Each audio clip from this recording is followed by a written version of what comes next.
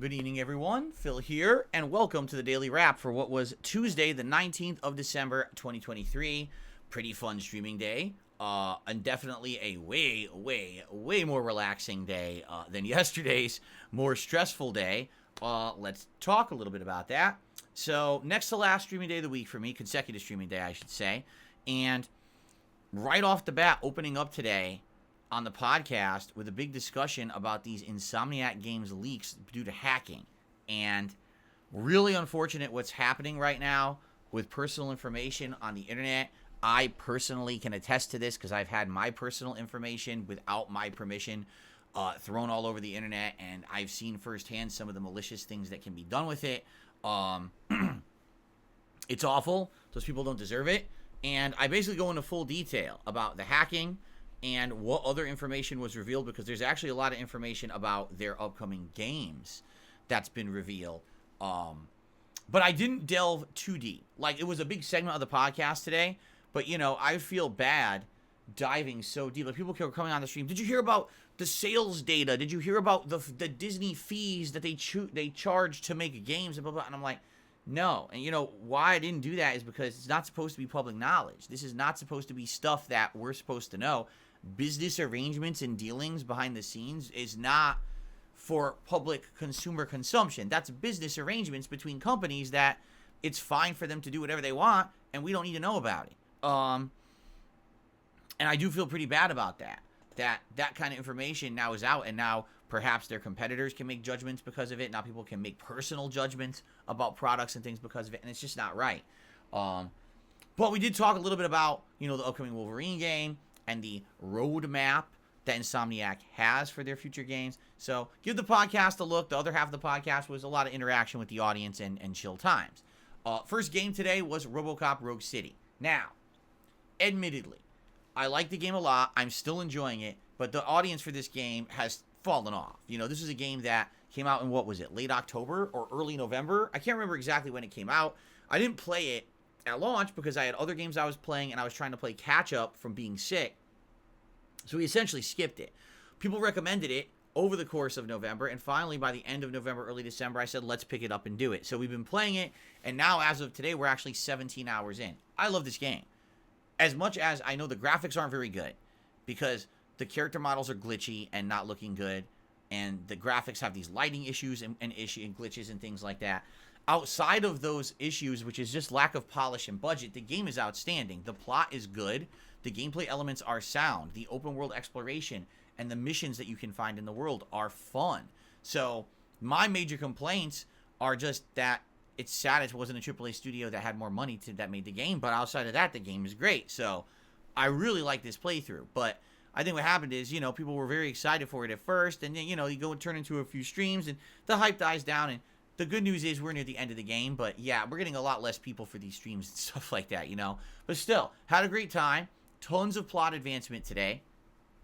2 more major story elements happened in there. Plus, there was a big major side content investigation of a murder, which was really cool because there were twists in this plot to figure out who was the murderer of someone.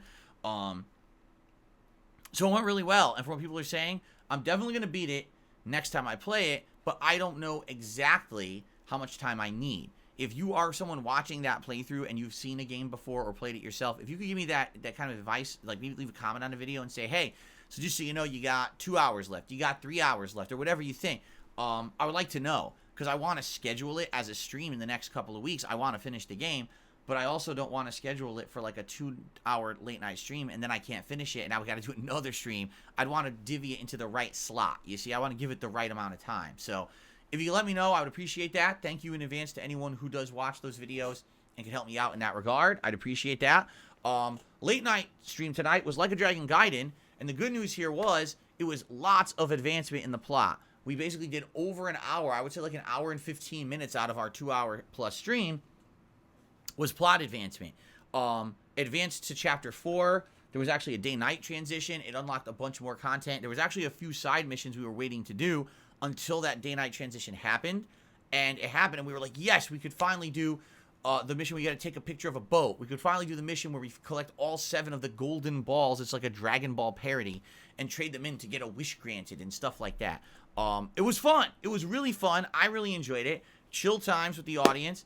And overall today, even though arguably these are 2 slower streams with not as many viewers and a little bit less engagement, the support was good today. I have no complaints whatsoever. It was a really good day for that in that regard, and I really appreciate that, okay? So overall today, great streaming day. Had a great time. Hope you enjoy the content.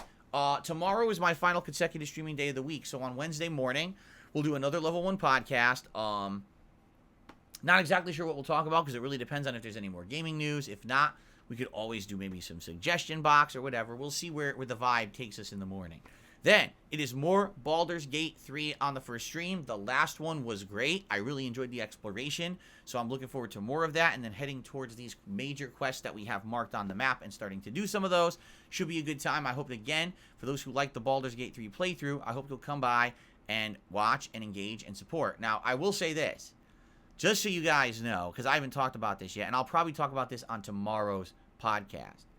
There is an element of people out there who are very upset with how the Baldur's Gate 3 playthrough is going.